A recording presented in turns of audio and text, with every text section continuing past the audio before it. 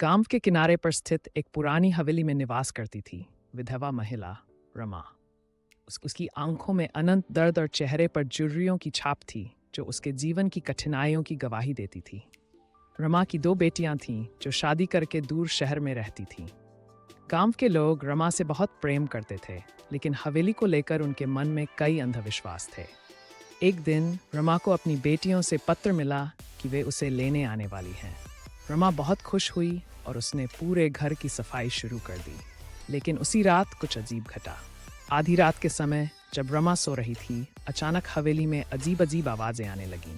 कभी खिड़कियां खुद ब खुद खुल जातीं, तो कभी कोई अदृश्य साया उसके कमरे के बाहर मंडराता। रमा ने डर के मारे दरवाजा बंद कर लिया और मन ही मन प्रार्थना करने लगी। लेकिन आवाजें बढ़ती गई और अंततः दरवाजा अपने आप खुल गया। रमा ने देखा कि उसके सामने एक परछाई खड़ी है। वह परछाई धीरे धीरे रमा के पास आने लगी। रमा ने अपनी साहस जुटाई और जोर से पूछा, कौन हो तुम और यहाँ क्यों आए हो? वह परछाई ठिठ गई और एक धीमी आवाज में बोली, रमा, मुझे पहचानो, मैं तुम्हारी सहेली रेखा हूँ। रेखा, जो कई साल पहले मर चुकी थी, कैसे लौट सकती है? ये सवाल रमा के मन में कौन था? रमा ने डरते हुए पूछा, रेखा, तुम मर चुकी हो, तुम यहाँ कैसे?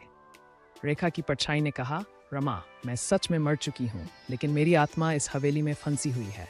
मैं तुम्हें बताने आई हूँ कि इस हवेली में एक भयानक रहस्य छिपा है। रेखा ने रमा को बताया कि इस हवेली के तहखाने में एक गुप्त कमरा है, जहाँ पुराने जमाने के खजाने के साथ एक श्राप भी छिपा हुआ है। जिसने भी उस खजाने को पाने की कोशिश की, उसे अपनी जान गंवानी पड़ी। रमा ने साहस जुटाकर पूछा, तो तुम मुझसे क्या चाहती हो? रेखा की आत्मा ने जवाब दिया, रमा, तुम बहुत दयालु हो। तुम मेरी आत्मा को इस श्राप से मुक्ति दिला सकती हो। तुम सिर्फ उस गुप्त कमरे को बंद कर दो ताकि कोई और इस खजाने की लालच में ना आए। रमा ने अपने दिल में साहस और दृढ़ निश्चय बटोरा। वह रेखा के दिखाए रास्ते पर चल पड़ी और तहखाने के गुप्त कमरे को खोज निकाला। उसने कमरे के दरवाजे को बंद किया और एक ताला लगा दिया। जैसे ही उसने ताला बंद किया, रेखा की आत्मा ने उसे धन्यवाद कहा और अदृश्य हो गई। अगले दिन रमा की बेटियां गांव आईं और उन्होंने रमा को सुरक्षित और खुश पाया। रमा ने उन्हें हवेली के रहस्य और रेखा की आत्मा की मुक्ति की कहानी सुनाई।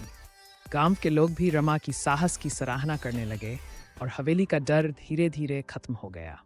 इस घटना के बाद रमा ने सिखाया कि डर के सामने साहस से खड़े रहना ही सच्चा साहस है और कभी-कभी दूसरों की मदद करने से हमारी भी आत्मा को शांति मिलती है।